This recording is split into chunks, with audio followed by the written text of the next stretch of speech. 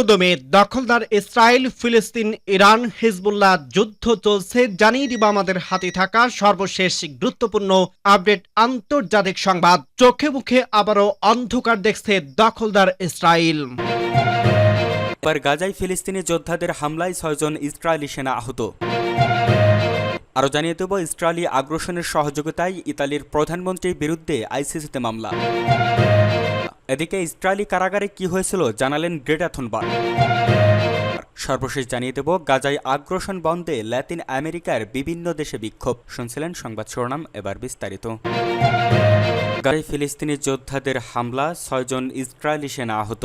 Israeli সংবাদ মাধ্যমগুলো জানিয়েছে যে গাজা উপত্যকায় দখলদার বাহিনীর বিরুদ্ধে ফিলিস্তিনি প্রতিরোধ যোদ্ধারা নতুন করে অতর্কিত হামলা চালিয়েছে এবং এতে কমপক্ষে 6 জন সেনা আহত হয়েছে। হিব্রু ভাষায় ওয়েবসাইট হাদাসত বেজামাতের রিপোর্টে বলা হয়েছে, গত মঙ্গলবার হামাস যোদ্ধারা অবরুদ্ধ অঞ্চল জুড়ে ইসরায়েলি সেনা অবস্থান এবং টার্গেটগুলোতে প্রতিশোধমূলক আক্রমণ চালায়। প্রতিবেদনে আজ সকালে একটি গুরুতর নিরাপত্তাগত ঘটনার দিকে ইঙ্গিত করে বলা হয়েছে, প্রতিরোধ যোদ্ধারা একটি ইসরায়েলি সামরিক ফাঁড়িতে গুলি ও রকেট নিক্ষেপ করে। হামলায় 6 জন ইসরায়েলি সেনা আহত হয়েছে, যাদের মধ্যে 3 জনের অবস্থা গুরুতর।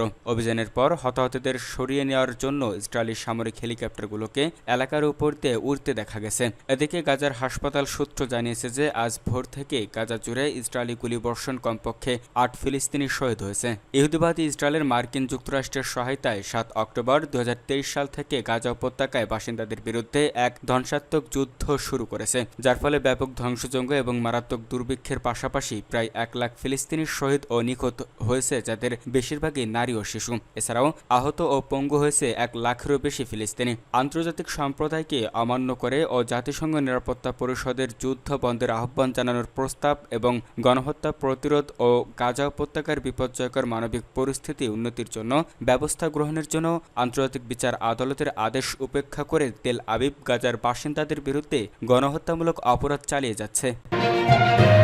ইসরায়েলি আগ্রাসনের সহযোগিতায় ইতালির প্রধানমন্ত্রীর বিরুদ্ধে আইসিসিতে মামলা। ইতালির প্রধানমন্ত্রী জর্জি মেলোনি গত মঙ্গলবার 7 অক্টোবর জানিয়েছেন, গাজায় চলমান ইসরায়েলি আগ্রাসনে গণহত্যায় সহযোগিতার অভিযোগে তিনি সহ আরও 2 জন মন্ত্রীকে আন্তর্জাতিক অপরাধ আদালতে অভিযুক্ত করা হয়েছে। তবে কাদের পক্ষ থেকে ওই মামলা দায়ের করা হয়েছে তা স্পষ্ট করে বলেননি তিনি। বুধবার 8 অক্টোবর এক প্রতিবেদনে এই খবর দিয়েছে আল জাজিরা। রাষ্ট্রীয় সম্প্রচার মাধ্যম রায়কে দেওয়া এক সাক্ষাৎকারে মেলোনি বলেন, মামলায় নাম এসেছে প্রতিরক্ষামন্ত্রী গুইদো ক্রোসেত্তো, পররাষ্ট্রমন্ত্রী অ্যান্তনিও তাইনি, প্রতিরক্ষা শিল্প প্রতিষ্ঠান লিওনান্দোর প্রধান রবার্তো চিনগোলানি। বিশ্বে বা ইতিহাসেই এমন নজির আর নেই বলে দাবি করেন তিনি। অবশ্য কিসের মাপকাঠিতে তিনি এই দাবি করলেন সেটাও স্পষ্ট ছিল না।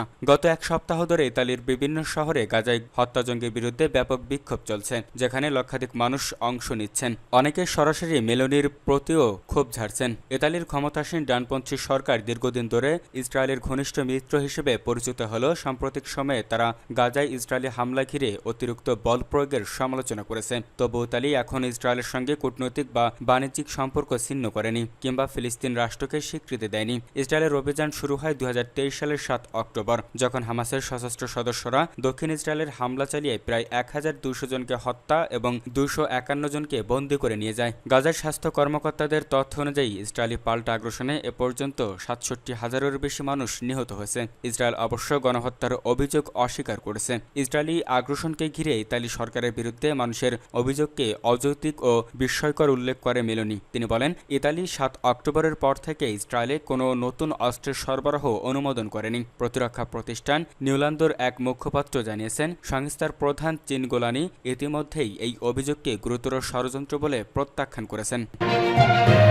ইসরায়েলি কারাগারে কি হয়েছিল জানালেন গ্রেটা থুনবার্গ। গাজামুখী মানবিক সহায়তা বহরের সঙ্গে আটক হওয়ার পর ইসরায়েলি কারাগারে নির্যাতনের শিকার হওয়ার অভিযোগ তুলেছেন সুইডেনের অধিকার কর্মী গ্রেটা থুনবার্গ। দেশে ফিরে গত মঙ্গলবার স্টকহোমে এক সংবাদ সম্মেলনে তিনি জানান, আটক অবস্থায় তাকে এবং তার সহকর্মীদের বিশুদ্ধ পানি দেওয়া হয়নি, এমনকি যাদের ওষুধ প্রয়োজন ছিল তাদেরও তা থেকে বঞ্চিত করা হয়েছে। থুনবার্গ এই ব্যাপারে বিস্তারিত কিছু বলতে রাজি হননি। তবে সাংবাদিকরা বারবার জানতে চাইলে পরিবেশ আন্দোলনের ওই কর্মী কর্মী শুধু বলেন তাকে বিশুদ্ধ পানি দেওয়া হয়নি এবং অন্য আটক ব্যক্তিদের জরুরি ওষুধ থেকে বঞ্চিত করা হয়েছে। থুনবার্গ বলেন, ব্যক্তিগতভাবে আমি যা সহ্য করেছি তা প্রকাশ করতে চাই না, কারণ আমি চাই না খবরের শিরোনাম হোক যে গেটাকে নির্যাতন করা হয়েছে।